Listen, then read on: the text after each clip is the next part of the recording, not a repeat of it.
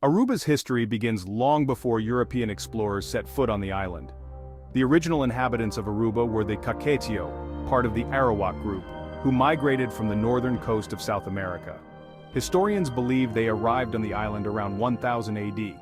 Their reasons for migrating were likely driven by both exploration and survival, as they sought to expand their territory across the Caribbean.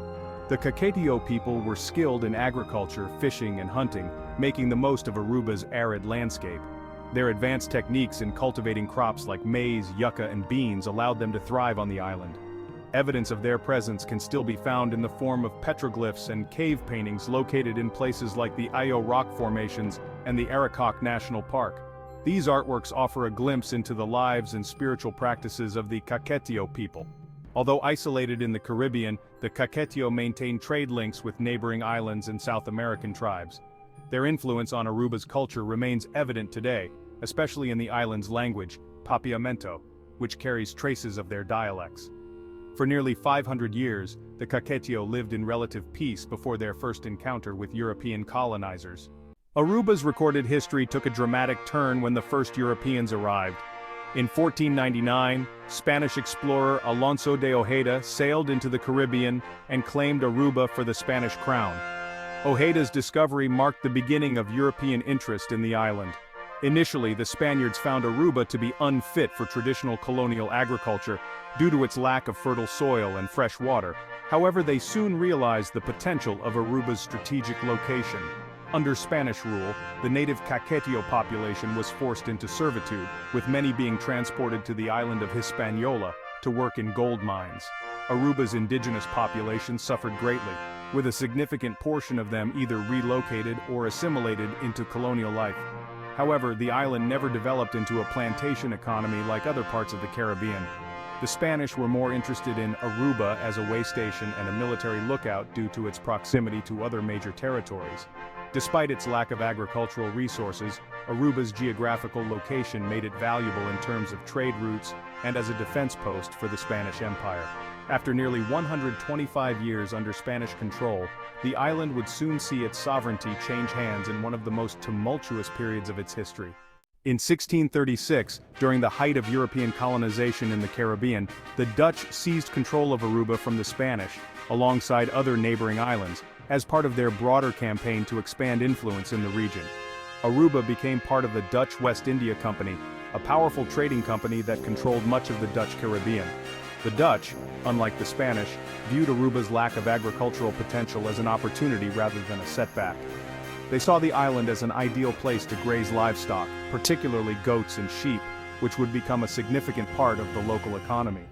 Aruba's arid climate, unsuitable for sugar or tobacco plantations, became its strength in the eyes of the Dutch.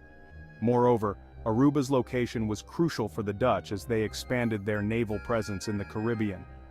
The island served as a strategic base for resupplying ships and monitoring trade routes. During this period, the Dutch maintained control over the island's indigenous population, though it was much less exploitative than under Spanish rule. The Dutch West India Company's dominance of the Caribbean gave Aruba a unique role in the global economy. However, the island's true economic transformation wouldn't occur until much later, with the discovery of gold in the 19th century.